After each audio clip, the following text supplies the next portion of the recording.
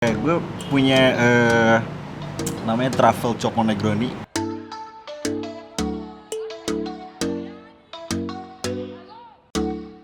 Memori kecil saya itu, ketika saya makan iga bakar ya saya ngerasa oh ini enak nih, dengan rasanya kayak konro, terus kemudian ada bumbu kacangnya apa segala macam.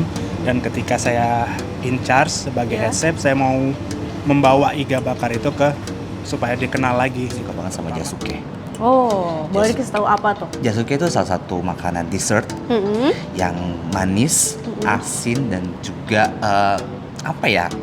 Teksturnya tuh kalian harus cobain deh. Jasuke 2.0. Hai Opera Squad, gue Rifa, Creative Opera Entertainment. Sekarang gue sedang berada di salah satu restoran terkenal di Jakarta, yaitu apa? Habite. Nah, sekarang gue mau tanya-tanya sama beberapa staff yang ada di sini. Kira-kira ada keseruan apa ya di sini? Yuk, langsung aja ikutin.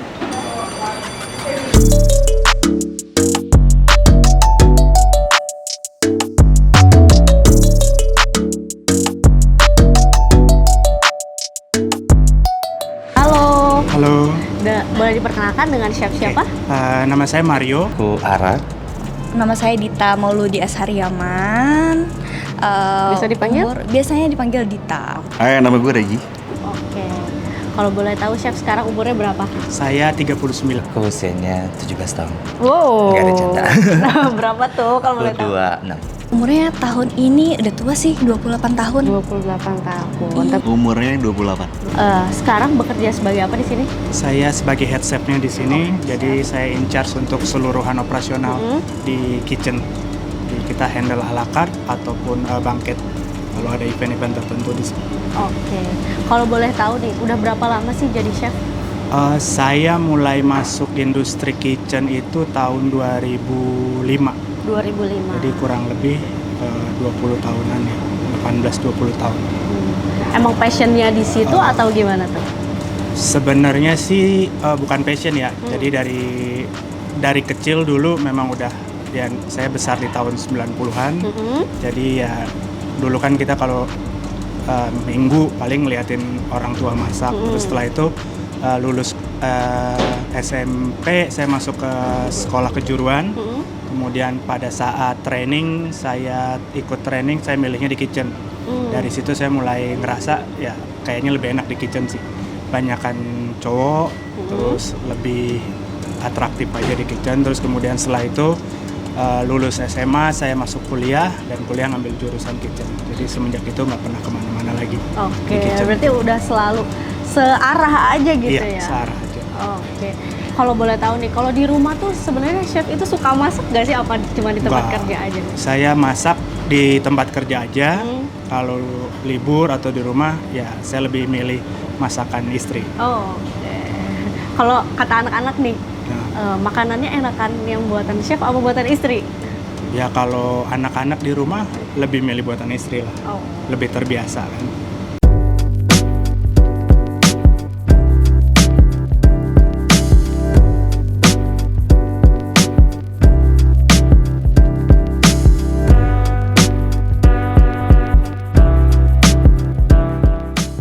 Aku head of sales marketing. Oke. Biasanya ngerjain apa sih head of sales marketing di sini tuh?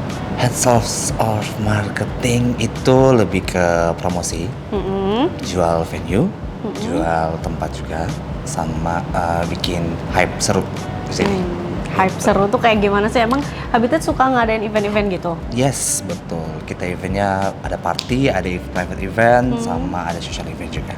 Kerja di Habitat sebagai sales leader, tapi lebih ke untuk events, banquet gitu sih jatuhnya. Oke. Gue di Habitat sebagai bartender.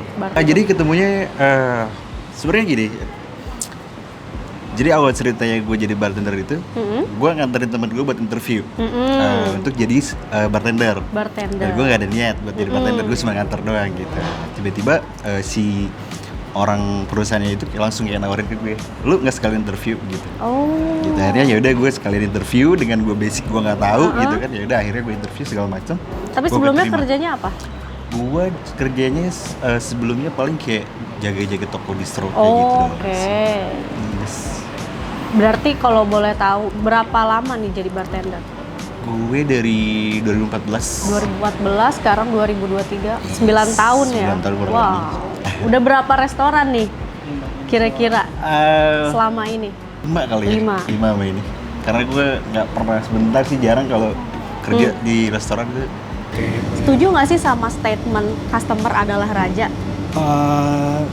Untuk statement customer adalah raja itu buat saya until certain level ya. Karena untuk customer itu kan punya karakter, terus kemudian punya sifat yang berbeda-beda. Ya kita juga men-treat mereka sampai sebagaimana mereka expected-nya. Lebih dari itu ya kita udah nggak bisa menganggap mereka ini lagi raja lagi, karena ada beberapa hal yang mungkin kita bisa lakuin atau yang tidak bisa. Berarti harus pengertian juga nih customer yang ada di sana, ini juga manusia nih. Customer adalah raja. Oke. Kalau dari kita sendiri sih kita setuju. Tapi balik lagi kita semua ini manusia. Jadi harus memanusiakan manusia. Betul kan? Jadi kita tetap melayani sebagai raja, tapi yang masuk akal ya Kak. Yes, customer itu ada raja, tapi kita sebagai yang pekerja di F&B itu harus edukasi ke klien atau customer juga gitu. Karena kan nggak semua customer itu juga tahu kan. Jadi ya bisa dibilang memang customer itu adalah raja. Tetap. Berarti setuju ya? Setuju dong. Buat ini kayaknya gue kurang setuju sih. Kenapa tuh? Karena menurut gue semua orang bisa jadi customer. Ya. Semua pembeli bisa jadi penjual, begitu pun penjual bisa jadi pembeli. Itu jadi menurut gue statement customer adalah raja, buat gue kurang setuju sih. Oke. Chef, ada nggak sih pengalaman unik selama ngelayanin customer gitu? Pengalaman unik selama ngelayan customer banyak ya, terutama ya tadi saya bilang setiap customer kan punya karakter berbeda. Jadi ya kita bisa nge-treat mereka, mungkin ada beberapa komplainan. Tapi sebenarnya dari kitchen itu kan udah sebisa mungkin create makanan ataupun produk orderan mereka. Cuma terkadang ada yang tidak sesuai dengan ekspektasinya mereka.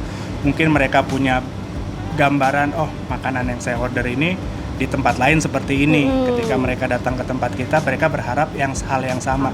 Nah, hal-hal unik yang seperti itu biasanya ya kita terpaksa untuk maju ngejelasin bahwa standar kita seperti ini di sini.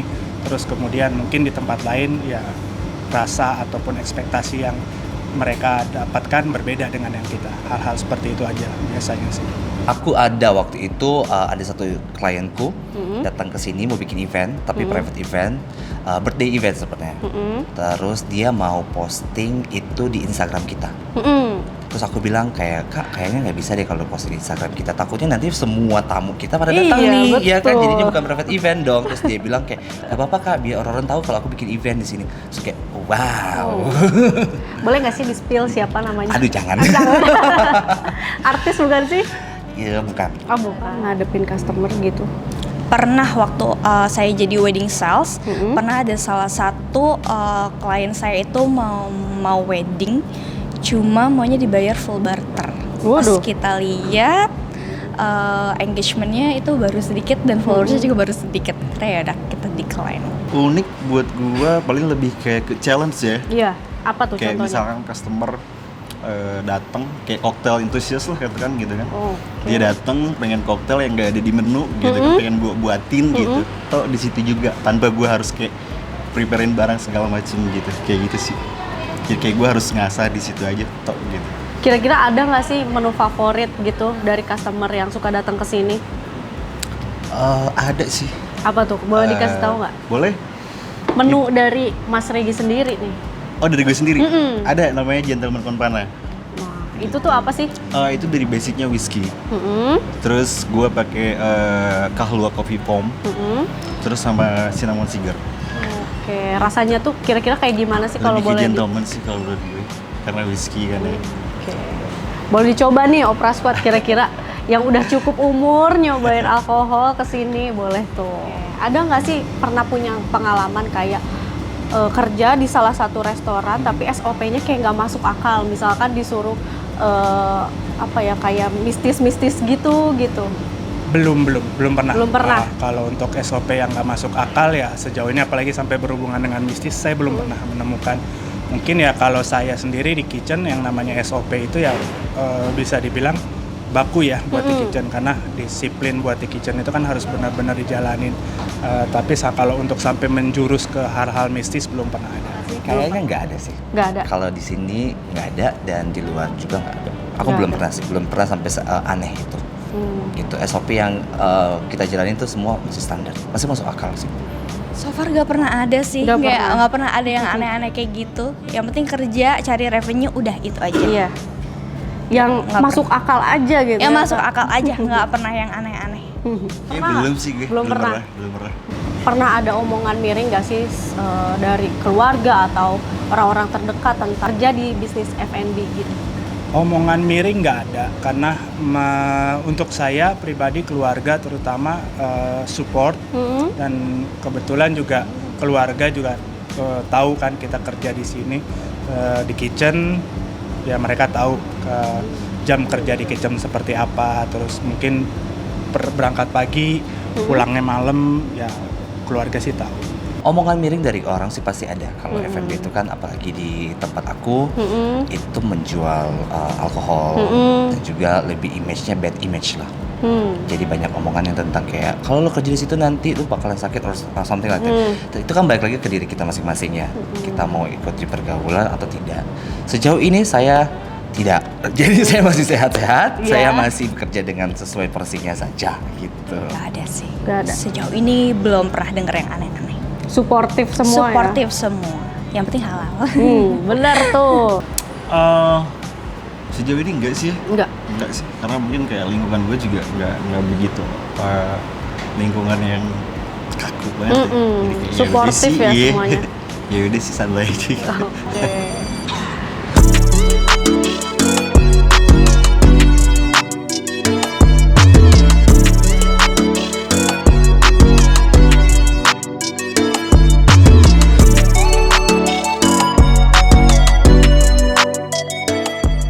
Boleh kasih tahu menu favorit di Habitat itu apa sih? Menu favorit di Habitat itu diverse ya, jadi banyak masing-masing tamu, terutama kayak sekarang lagi lunch, biasanya kan tamu-tamu kantoran mereka lebih milih makanan yang lebih cepat saji, yang simple, comfort, biasanya pasta. Kita punya pasta berbagai macam, ada aglio olio, ada prawn, terus kemudian ada tartufo, kemudian yang sekarang yang paling baru kita punya iga bakar, yang tadi saya bilang saya berusaha meng-create memori dari masa kecil saya, yaitu iga bakar, cuman presentasi teknik masaknya di elevate aja.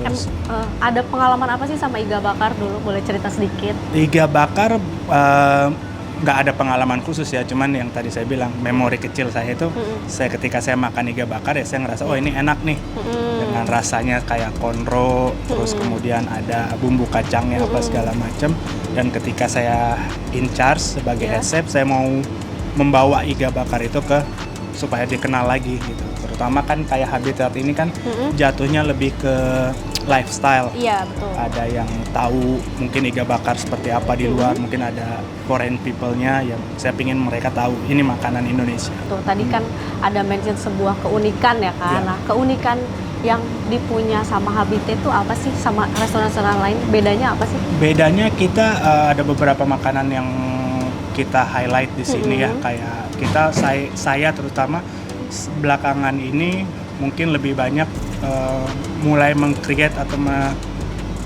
meng-create makanan itu based on apa yang dulu saya pernah dapatkan waktu saya masih kecil ataupun lain. Jadi saya berusaha create makanan Indonesia, rasanya seperti apa yang saya tahu, teknik masaknya kita perbaharui, kita high levelin lagi dari segi presentasi dan segala macamnya seperti itu. Menu favorit di Habitat ini ada banyak sih. Tapi kalau dari pribadi aku sendiri, aku suka banget sama jasuke. Oh, boleh dikasih tahu apa tuh? Jasuke itu salah satu makanan dessert yang manis, asin, dan juga teksturnya tuh kalian harus cobain deh. Jasuke 2.0 Wow. up level.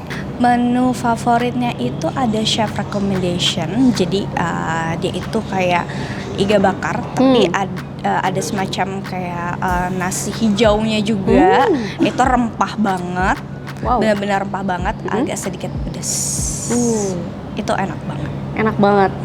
Kalau dari minuman mungkin ada, gue punya namanya Truffle Choco Negroni sama Chocolatier Martini. Ada Nah, juga kecombrang d'Amore. Itu 3 itu the best sih. Si ingredient yang Truffle Choco Negroni yang pertama tadi, itu gue pakai metode pet wash. Mungkin ada sebagian orang yang pasti ngerti juga ya. Terus juga gue pakai truffle itu udah pasti karena namanya truffle kan. Base-nya sama sih kayak Negroni biasa. Gin, Campari gitu sama sweet vermouth. Terus untuk kecombrang d'Amore Lucu basically ya udah namanya. pasti ya pakai kecombrang gitu kan dengan proses muddle gitu kan. Terus basic spiritnya gue pakai rum. Gitu. Menarik tuh, boleh dicoba ya. Coba sih.